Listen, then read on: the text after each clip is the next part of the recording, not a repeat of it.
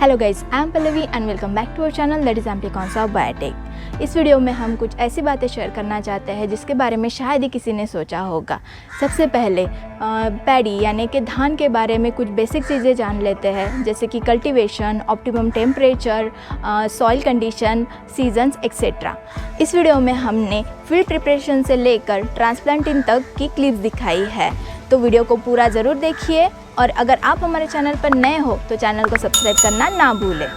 ये वीडियो एक dedicated video है सभी एग्रीकल्चर सेक्टर कम्युनिटी के लिए। बढ़ती हुई पॉपुलेशन की वजह से जो फूड की डिमांड तेज़ी से बढ़ रही है, उस एक्सपेक्टेशन को पूरा करना बहुत ही मुश्किल हो रहा है और ग्लोबल वार्मिंग की वजह से एग्रीकल्चर पर नेगेटिव इफेक्ट हो रहा है। और इस कंडीशन को ध्यान में रखते हुए हमारे कंट्री के सभी साइंटिस्ट, फार्मर्स, रिसर्चर काम कर रहे हैं। हमारे चैनल पर पूसा कृषि विज्ञान मेला के वीडियोस हैं, जिसमें लोगों ने कुछ नेगेटिव कमेंट्स भी किए हैं। लोगों का मानना है कि साइंटिस्ट और इंस्टीट्यूशन कुछ डेवलपमेंट और आउटपुट नहीं देते हैं।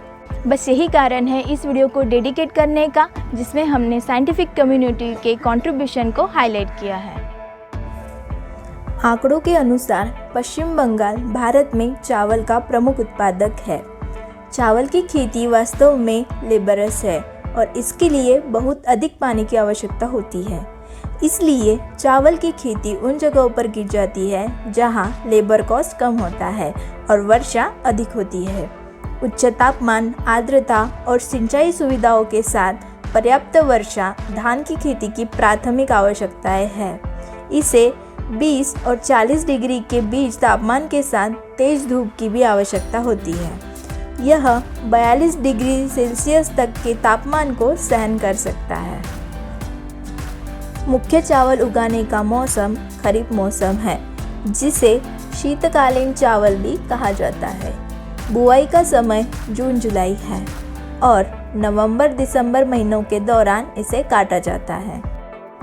देश की 84% चावल की आपूर्ति खरीफ फसल में की जाती है।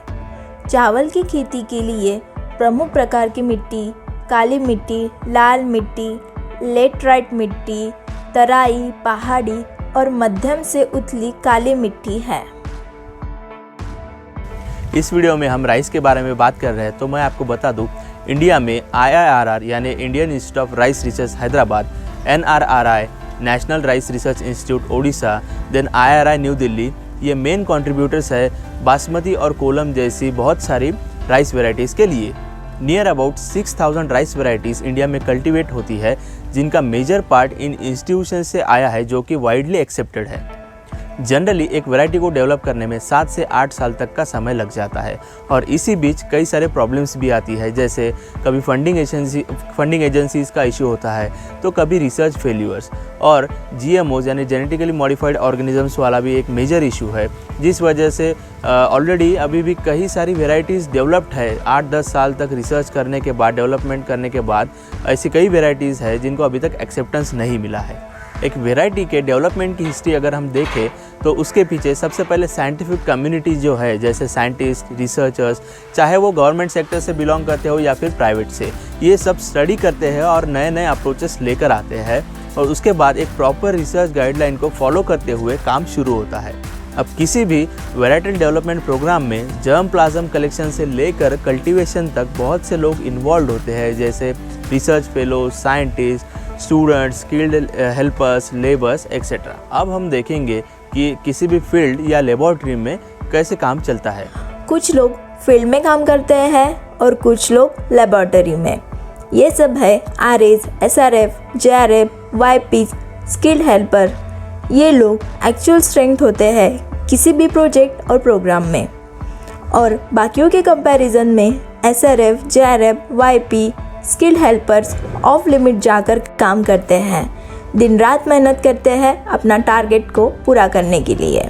बहुत से इंस्टीट्यूट और ऑर्गेनाइजेशन हैं जो अप्रिशिएट नहीं करते हैं, कोई क्रेडिट्स नहीं देते हैं। So here is a big thank you to all of my colleagues, known as well as unknown, who are working hard for meeting expectation of our country and farmers as well.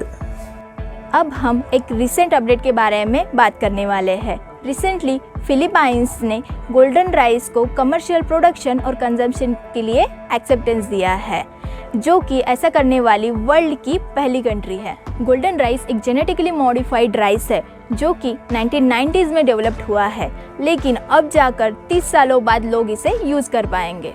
कहने का मतलब यही है कि GMO को लेकर बहुत सी controversy चली आ रही है। वैराइटल डेवलपमेंट में ऐसे कई सारे इश्यूज होते हैं, तो गोल्डन राइस ये एक एग्जाम्पल था, लेकिन ऐसे कई वैरायटीज़ हैं जिनको अब तक अप्रूवल नहीं मिला है।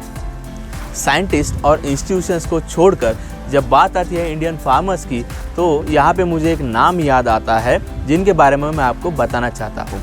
Dadaji Khobragade, inventor of HMT सोना एंड 10 पॉपुलर राइस वेराइटीज़। इन्होंने 11 पॉपुलर राइस वेराइटीज़ दी है जो सेंट्रल इंडिया के एक मेजर एरिया में कल्टीवेट होती है।